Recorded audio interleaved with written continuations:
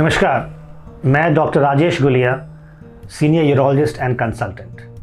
Mains health एक बहुत important topic है। आज हम मेंस हेल्थ के ऊपर एक काफ़ी कॉमन डिजीज़ और गंभीर डिजीज़ के ऊपर थोड़ी बहुत चर्चा करेंगे, प्रोस्टेट कैंसर। ये एक कैंसर होता है एक ग्लैंड का जो मेल्स में पाया जाता है ब्लैडर के मुंह पे। World over 1 in 8 men will suffer from prostate cancer in their lifetime। और अगर आपके किसी सगे संबंधी रिश्तेदारों को प्रोस्टेट कैंसर है तो आपके चांसेस कई गुना बढ़ जाते हैं, और अगर आपके सिस्टर या मदर को ब्रेस्ट कैंसर है तो भी आपके कई गुना बढ़ जाते हैं। इसमें सिम्टम्स क्या होते हैं?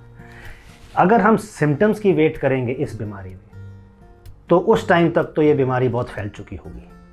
कहने का मतलब है early prostate cancer has no symptoms. इसीलिए इस बीमारी में रोल आता है रेगुलर स्क्रीनिंग का। 50 साल से ऊपर अगर आप स्क्रीन कराएंगे देन आप इस बीमारी को अर्ली कैच कर सकते हैं, और अर्ली कैच करने में ही इसका सही पूरा तरह इलाज हो सकता है। और स्क्रीनिंग कैसे करें? Simple blood test called PSA।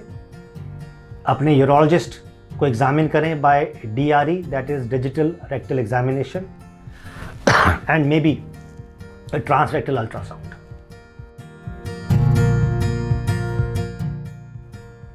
ये करने के बाद अगर इसमें पाया जाता है कि आपकी प्रोस्टेट कैंसर है तो स्टेजिंग में, अगर अर्ली स्टेज है, स्टेज 1 और स्टेज 2, तो ट्रीटमेंट इसका होता है सर्जिकल, रेडिकल प्रोस्टेटेक्टमी, या फिर जो पेशेंट्स सर्जरी के लिए फिट नहीं होते उनके लिए रेडियोथेरेपी। बट कई बार कोई हम लोग लकी नहीं होते कि अर्ली स्टेज में डिजीज़ को पकड़ा जाए।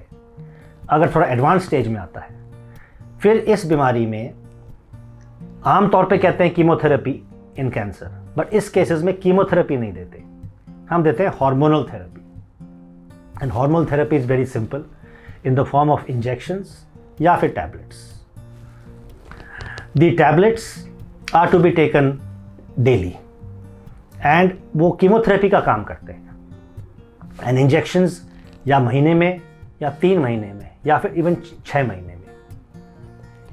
इस हार्मोनल थेरेपी से मोस्ट ऑफ द पेशेंट्स की डिजीज़ अंडर कंट्रोल रहती है।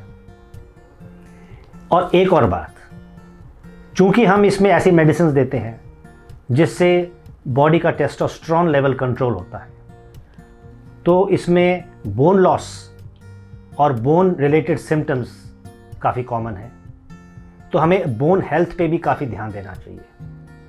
Treatment induced osteoporosis.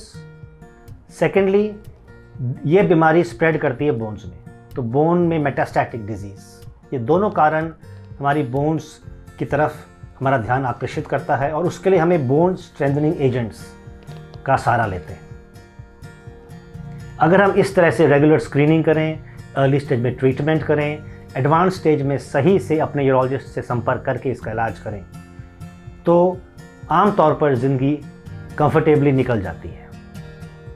अगर हम किसी तरह वेट करते हैं कि भाई सिम्टम्स कोई नहीं है, then we wait for the symptoms to come, by the time the disease is already advanced. और फिर भी अगर हम ध्यान नहीं देते हैं तो पेशाब में खून आना, पेशाब बार बार आना, पेशाब रुक जाना, और कई पेशेंट में सिर्फ हड्डियों में दर्द, और जब टेस्ट कराते हैं मालूम चलता है वहाँ पर ऑलरेडी प्रोस्टेट कैंसर फैला हुआ है।